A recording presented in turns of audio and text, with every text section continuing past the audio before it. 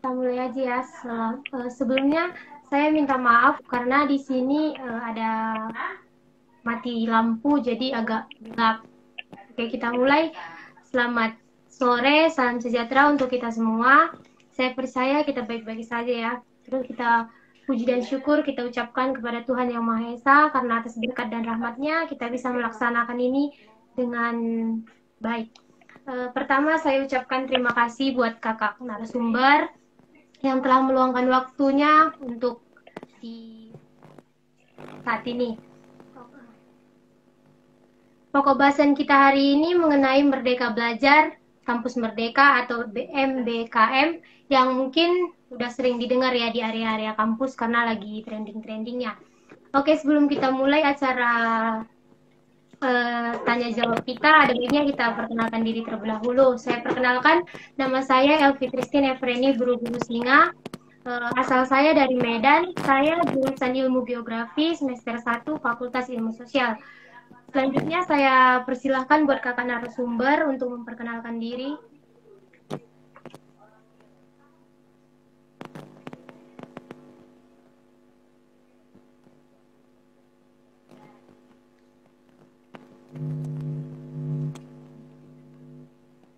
Oh, ada suara.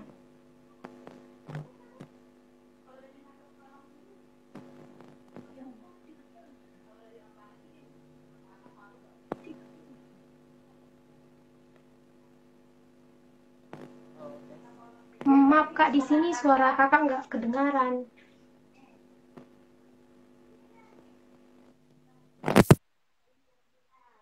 Kalau gini kedengaran nggak? Dengar kak, dengar. Oke. Terima kasih.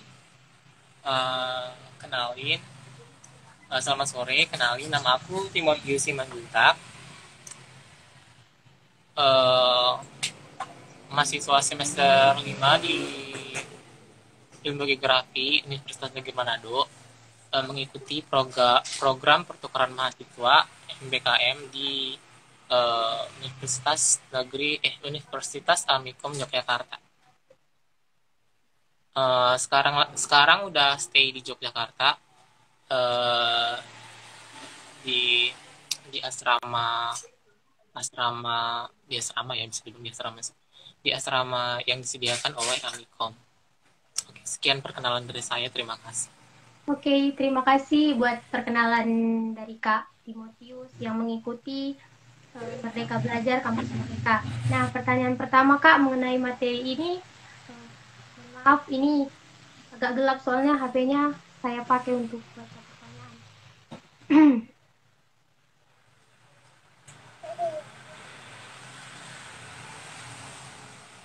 Nah, pertanyaan pertama itu, apa itu Merdeka Belajar Kampus Merdeka atau MBKM menurut kakak?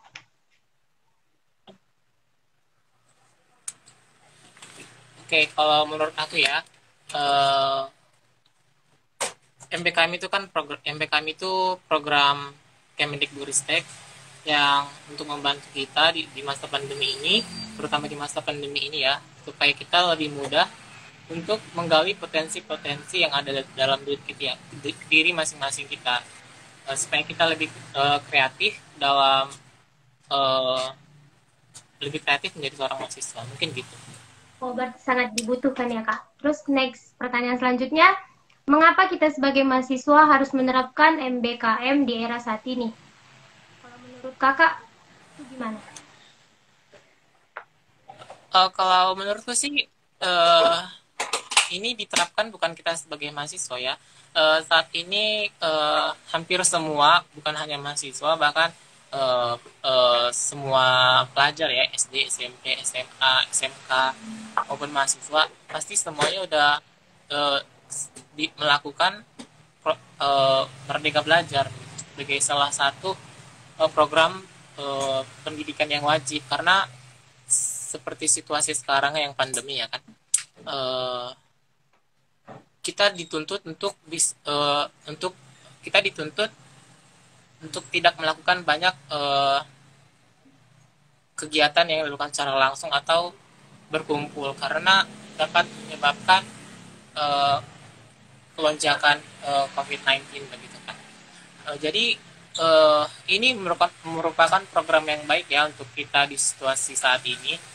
Jadi untuk situasi saat ini ya memang ini salah satu program yang wajib dilakukan, bukan wajib sih, yang sudah dilakukan, bukan wajib lagi, sudah dilakukan dan sudah diterapkan, dan memang kita sekarang sudah mengikuti program Merdeka Belajar ini. Terima kasih.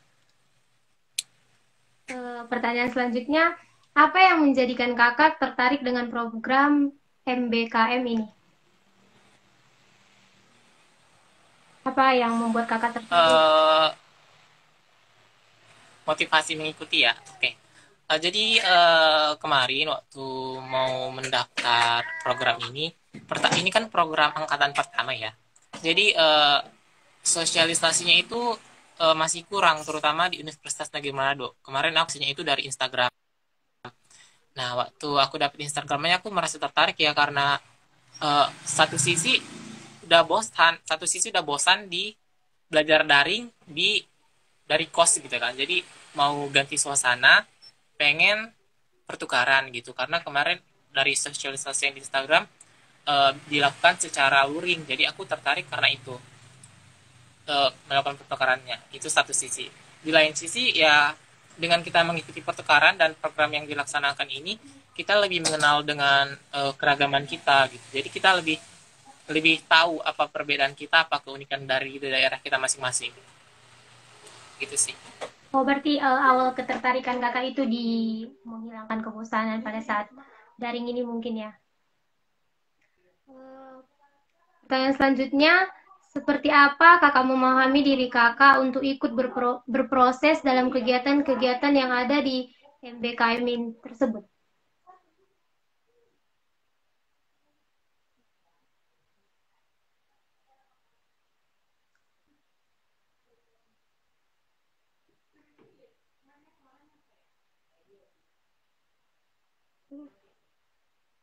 Mungkin Kak Timotius ada kendala di jaringan.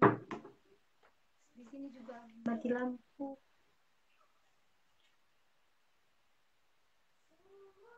Mungkin kita tunggu.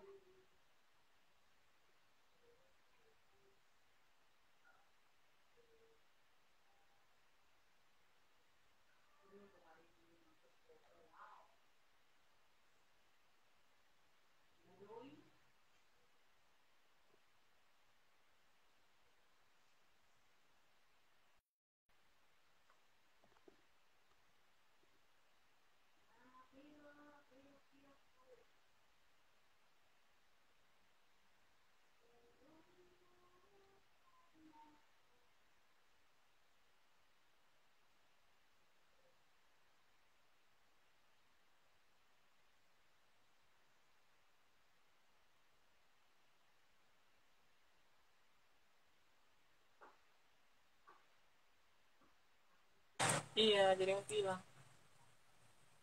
Ya, dari mana ya tadi?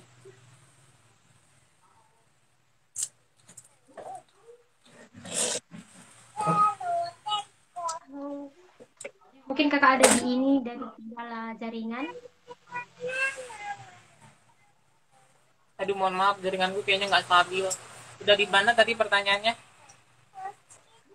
Oke, kita lanjut di pertanyaan yang keempat ya Kak.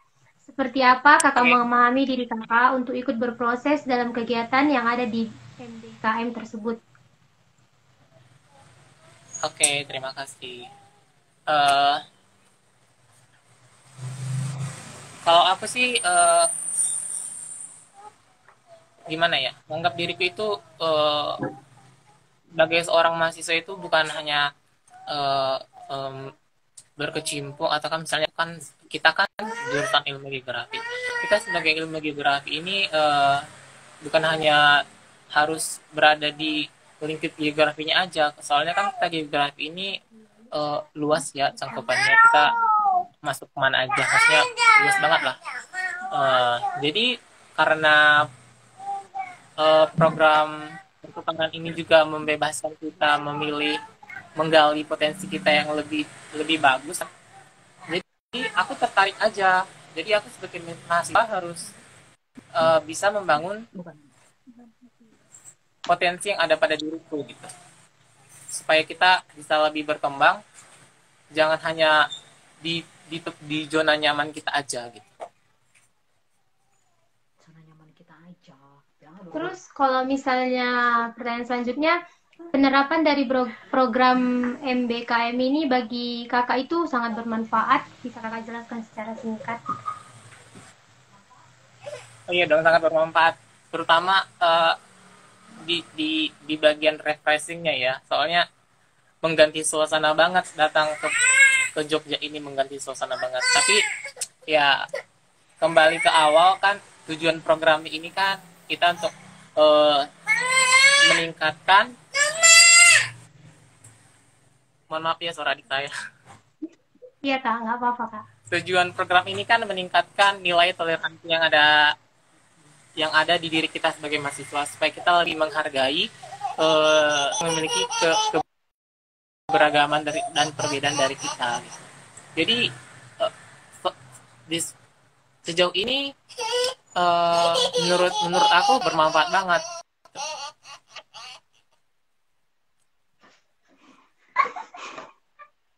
Bertukar, iya. Saya kalau dikasih nurat, bertukar sementara bermakna selamanya. Jadi bermanfaat banget. Kayak bersosialisasi gitu. Kayak bersosialisasi gitu kan kak.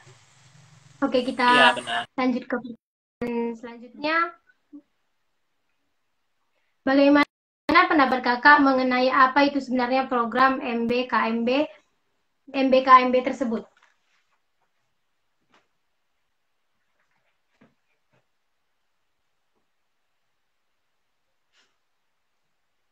Aduh, jaringan mungkin.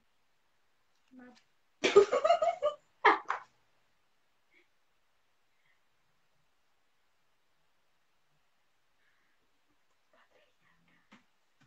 Kok senter kan? Ya ampun, gimana sih ini? Di blok ya? Jaringan mungkin. Makanya. Mungkin kak, ini lagi ada di kendala jaringan ya teman-teman.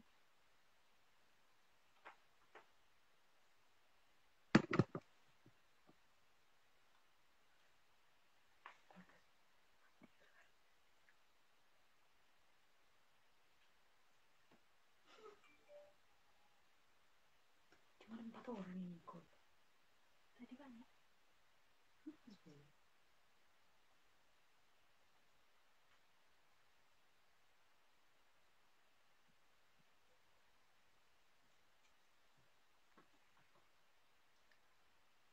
Maaf ya, kita tunggu kakak dari narasumber untuk bergabung kembali.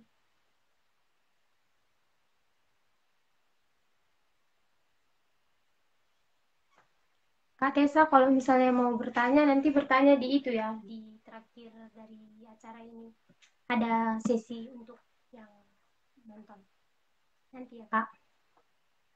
Buat teman-teman yang lain juga, kalau ingin bertanya, boleh. Cuma nanti ada sesi tanya-jawab. Maksudnya dibuka sesi pertanyaan buat yang sedang menonton live streaming pada saat ini.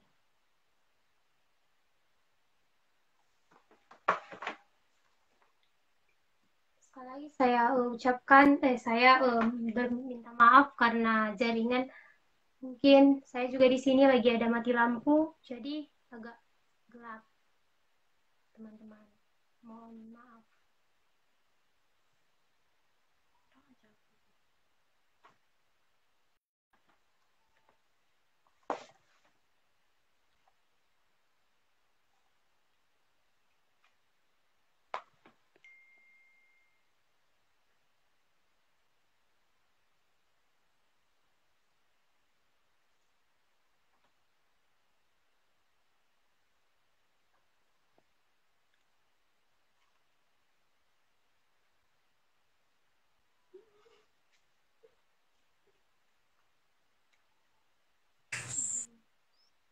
Halo, I'm back.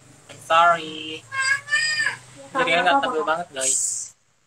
Ya, mungkin jaringan. Jaringannya nggak stabil banget.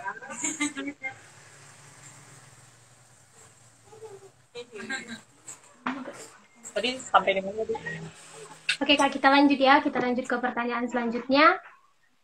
Apa pengalaman yang bisa Kakak dapatkan dengan program pertukaran mahasiswa merdeka ini kurang lebih sudah berproses di program ini dalam beberapa bulan terakhir?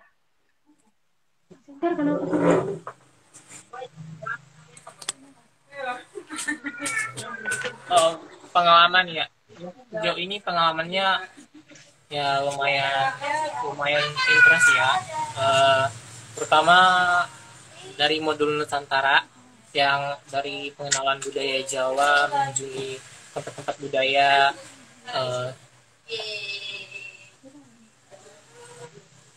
Jadi mengikuti program pertukaran ini sangat menarik untuk diikuti.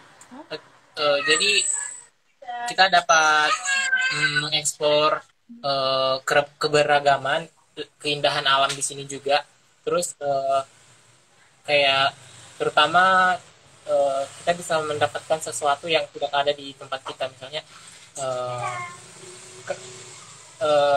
tingkat gimana ya, intinya kalau pengalaman ini ya kita pengalaman kita itu, jadi kalau bukan hanya menambah pengetahuan, kita juga menambah kenalan, menambah koneksi, maksud istilahnya kita jadi lebih mengenal banyak orang, terutama yang aktif dalam bidang geografi. Kita juga dapat mengembangkan potensi kita begitu. Oh, seperti kayak menambahkan pengalaman-pengalaman gitu, teman dan pengetahuan gitu ya, Kak. Ya, dan pengalaman yang kita dapat itu pasti menarik sesuai dengan diri kita masing-masing gitu. Kita lanjut ke pertanyaan selanjutnya. Sebenarnya apa yang Kakak rasakan dalam proses mendaftar, seleksi, bahkan akhirnya Kakak diberangkatkan menuju dan sekarang sudah pada proses akhir di mana semester ganjil ini akan segera usai?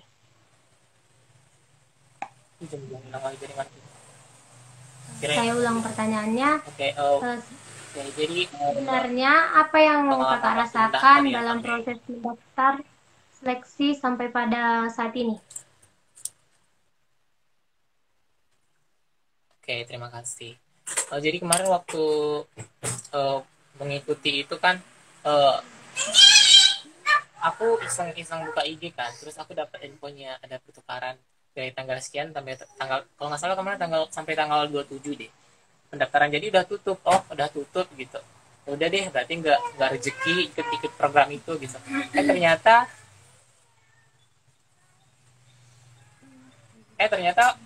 waktu sekitar tanggal 30 atau tanggal 1-nya gitu ada pengumuman lagi, pendaftarannya diperpanjang sampai tanggal 5 Desember kalau nggak salah. Pokoknya diperpanjang tanggal 5 bulan berikutnya deh gitu deh. Aku udah lupa ingatan ini. Jadi aku dapat info itu langsung aku daftar dong. Aku ajak temanku 2 orang, ayo dong kita daftar program ini gitu, supaya nggak sendiriku aja gitu. Jadi teman aku Grace sama Irene juga ikut. Jadi mereka lumayan, kami bertiga lolos ya. Mereka juga di Jawa sih, di Penegoro sama di Erlangga. Jadi selama mendaftar persyaratannya sih setelah diupdate perpanjangan registrasi itu persyaratannya lebih mudah, hanya persetujuan surat rekomendasi prodi sama surat integritas cuman gitu. Jadi lebih simpel gitu. Jadi mudah aja bikin persyaratannya. Jadi setelah selesai registrasi, untuk tahap seleksinya itu kan pihak pusat kayak yang tentuin. Jadi berharap aja semoga dapat. Soalnya kita berupaya menunjukkan kita ini mahasiswa yang begini loh gitu. Kita ini bukan apa gitu. Kita ini ya beginilah kita adanya gitu. jadi kan kami ingin mencoba ini, kalau kalian semoga lulus, semoga sesuai kriteria lulus gitu kan, berdoa aja. Jadi ya puji Tuhan, waktu waktu pengumuman seleksi ya kami bertiga lulus gitu. Nah waktu setelah pengumuman lulus itu kan ada kelonjakan COVID, jadi itu dibatalkan. Aturannya kan pertama itu semuanya kegiatannya dilaksanakan luring ya.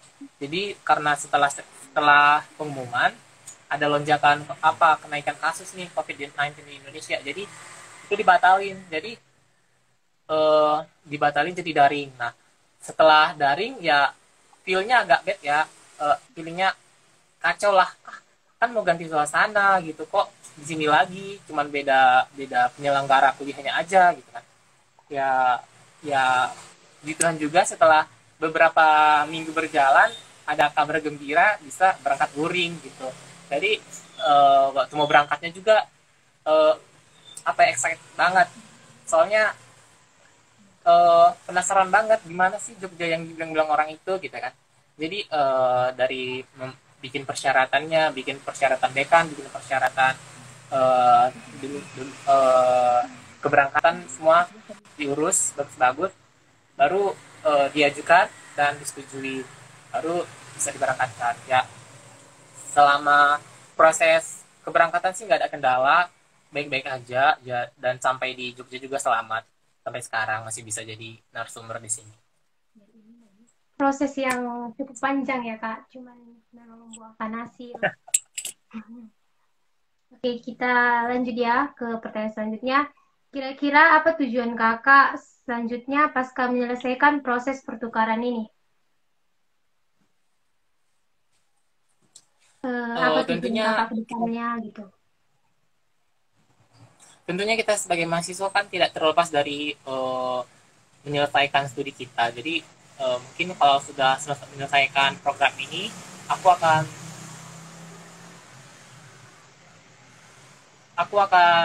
menempuh studi aku dengan catatan mungkin lebih aktif lagi ya jadi seorang mahasiswa, karena kita kan udah menjalani program yang nggak dijalani mahasiswa lain. Jadi otomatis kita harus menjadi contoh begitu. Jadi nggak boleh disamakan, maksudnya nggak boleh sama, maksudnya harus lebih baik gitulah. Jadi kayak ada tuntutan tersendiri gitu, jadi kita harus bisa melakukan lebih. Kayak mencoba yang lebih ke jenjang tinggi lagi gitu ya Pak. Pertanyaan selanjutnya, seperti apa proses dan tahap yang perlu dilewati seperti apa proses dan tahap yang perlu Kakak lewati untuk bergabung dalam program pertukaran tersebut? Tadi kayaknya aku udah bilang nih, kita kan sebagai mahasiswa ini kan hanya program dari Kemenristek bukan. Jadi kita sebagai mahasiswa hanya membuat diri kita itu aktif aja. Kalau kita pengen membuat diri kita lebih berwawasan begitu, maksudnya lebih mengeksplor potensi yang ada diri kita, mungkin kita boleh ikut mendukung juga atau ikut mensukseskan program-program yang ada, terutama dari pemerintah gitu kan. Tapi kalau kitanya sendiri udah malas ngapa-ngapain gitu kan, itu juga kan nggak bisa ituin ya. Jadi kalau untuk mengikuti ini tahapnya ya, kalau mereka menyediakan ya kita sebagai mahasiswa, kalau kita mau ya kita ambil gitu. Simple aja sih sebenarnya. Gitu. Kita lanjut ya Kak ke pertanyaan selanjutnya. Bentuk kesulitan apa yang sebelumnya Kakak temukan selama masa awal hingga saat ini selama berada di program pertukaran tersebut? Kalau kesulitan yang dibilang itu, kesulitan nomor satunya itu dana ya. Itu nomor satu banget. Kalau soal proses belajar masih bisa menyesuaikan, lingkungan juga masih bisa menyesuaikan. Tapi kalau soal dana, sampai sekarang bocor dikit nih ya.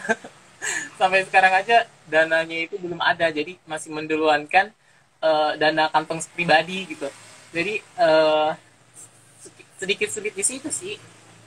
Jadi masih terkendala di ya kalau dana. kita eh, iya benar.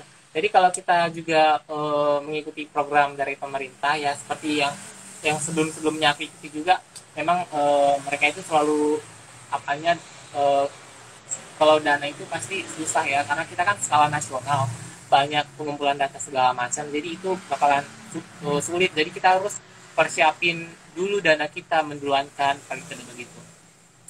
Ya kalau untuk selama di sini juga lingkungannya ramah kok, eh, masih bisa beradaptasi juga dengan lingkungan. Eh, Makanannya juga masih sesuai dengan selera di Manado, jadi masih baik-baik aja.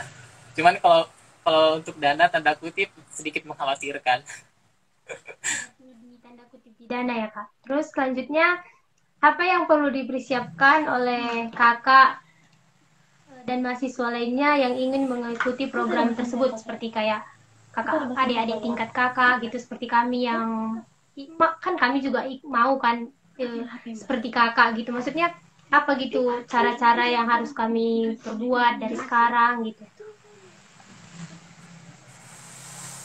Kemarin sih salah satu persyaratannya itu tanya itu minimal 2,7 ya, jadi 2,75 ya. Itu persyaratan paling simpelnya mungkin, supaya bisa mengikuti program, mungkin untuk program tahun mendatang supaya kalian bisa ikuti ya, mungkin mempertahankan atau membuat IPK kalian itu bagus gitulah ya. Kalau untuk selebihnya persyaratan lainnya itu kayak persetujuan orang tua untuk surat izin persyaratan lainnya kayaknya itu hanya masalah administrasi. Tapi kalau soal IPK mungkin itu kayak persyaratan kelayakan mengikuti atau tidak gitu.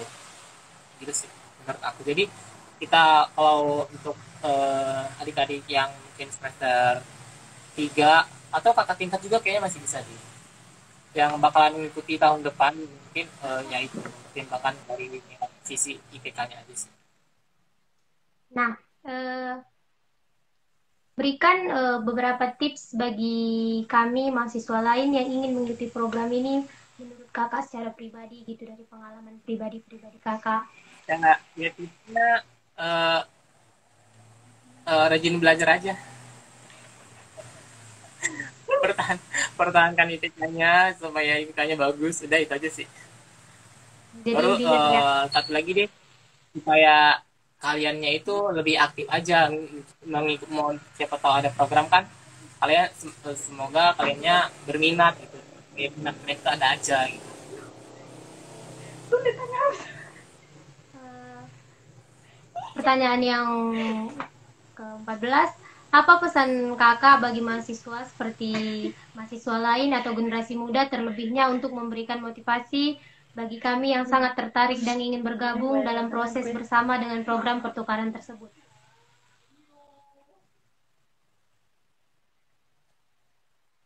Gimana, ulangi dong. Eh, Apa pesan kakak buat kami mahasiswa lainnya atau generasi muda yang ingin atau termotivasi tertarik dalam pertukaran tersebut? Mungkin kayak kakak ngasih pengalaman gimana ya, kayak ngasih Pesannya ya, kesan kesan pesannya kakak gitu. pesannya pesannya supaya kalian tertarik untuk mengikuti program ini ya jangan bosan belajar. Kalau kalian udah bosan belajar ya udah, kalian nggak bakal ikut program ini, gitu aja sih. Jadi kayak semoga intinya semoga aja kalian masih semangatnya sih, kalian sih sebenarnya masih semangatnya mengikuti perkuliahan, jadi kayaknya bakalan bakalan ada niat sih, jadi itu aja. Jangan niat sampai mungkin ya bosan. Kak, niat. Jangan sampai bosan, Oke, pertanyaan harus yang harus tetap terakhir. bergairah. Pertanyaan yang terakhir, berikan satu kata atau kalimat motivasi yang bisa menjadikan pedoman bagi para mahasiswa atau generasi muda untuk tetap semangat dan tekun dalam berproses belajar tersebut. Satu kata atau satu kalimat gitu yang buat kami dari kakak. Gitu. Oke, apa ya, uh, uh,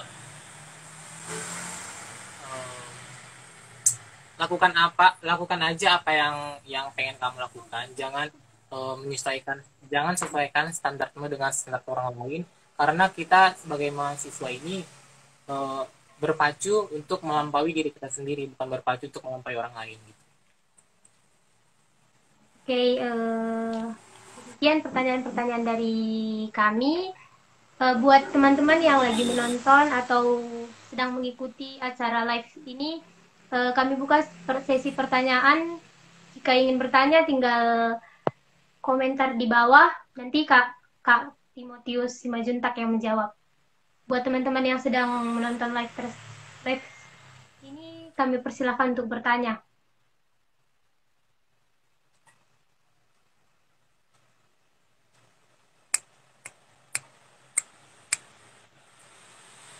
Maaf Kak, tadi ini ada pertanyaan ini tes Salonika Sinurat terskip karena kakak lagi bicara. Dia nanya dapat uang saku berapa Kak gitu.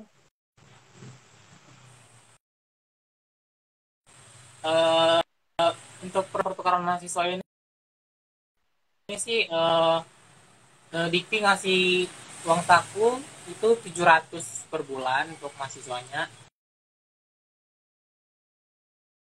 menerima bantuan misi. Jadi untuk uang jajannya itu kan maksud uang jajan kan yang 700 itu tidak dikasih.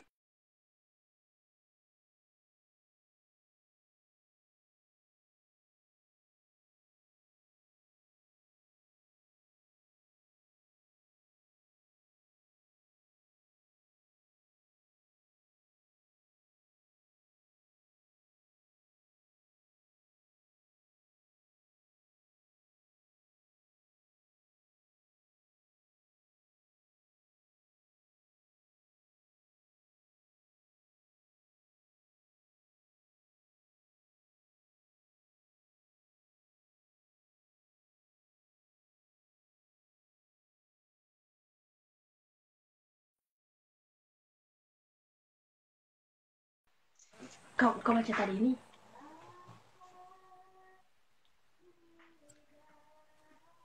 Mungkin semua udah jelas ya Kak. Mungkin dari paparan-paparan Kakak tadi, dari jawaban-jawaban dari pertanyaan Kakak, semua sudah jelas mungkin. Jadi saya ucapkan terima kasih buat Kakak, buat waktu Kakak untuk menjadi narasumber pada kesempatan saat ini. Saya kembalikan ke Kakak yang bertugas di Mapro.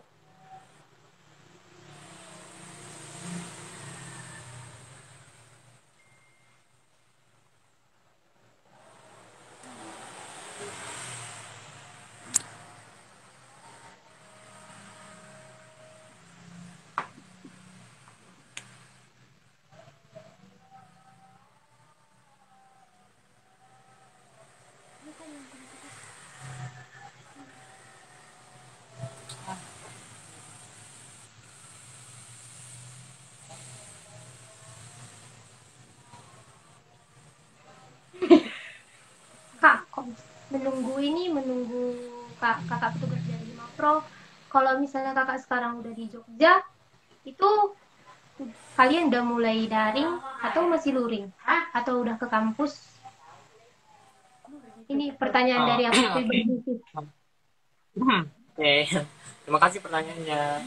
Oke, jadi di Jogja juga untuk mata kuliahnya ini kan masih menerapkan PPKM juga kan.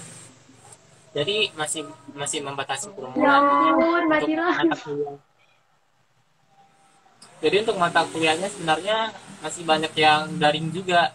Cuman untuk terkhusus untuk modul Nusantaranya yang merupakan program inti dari pertukaran ini itu dilakukan secara blended. Jadi secara luring ada juga secara daring. Tapi karena aku dari Jogja, kebanyakan aktivitas kami sih di modul Nusantara luring sih. Gitu. Tapi untuk mata kuliah yang lain masih secara daring juga. Kalau Tapi misalnya itu sih tadi suasana belajarnya itu beda gitu. Jadi selesai selesai kuliah bisa hangout kemana gitu. Kalau di Manado kan selesai kuliah ya di kos aja gitu, nggak kemana-mana gitu. Itu sih bedanya.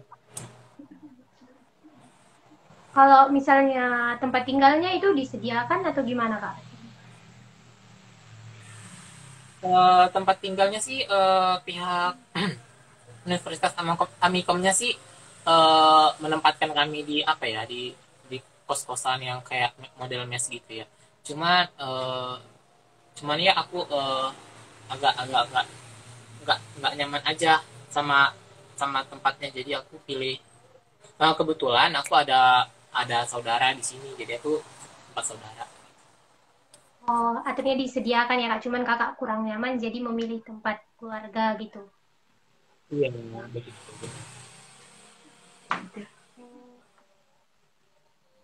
Oke deh, Kak. Terima kasih buat waktu Kakak. Terima kasih buat semua Oke. motivasi-motivasi dari Kakak yang membangun kami secara pribadi. Aku juga kayak termotivasi gitu untuk jadi seperti Kakak, ikut pertukaran mahasiswa gitu.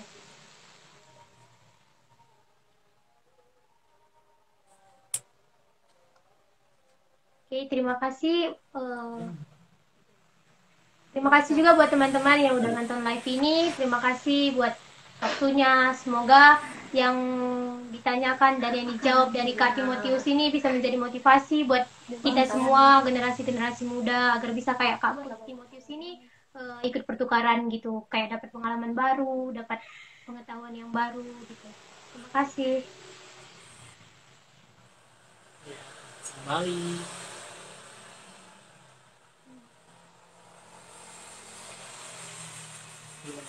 Udah selesai? Udah bisa keluar ya? Oke, terima kasih kesempatannya.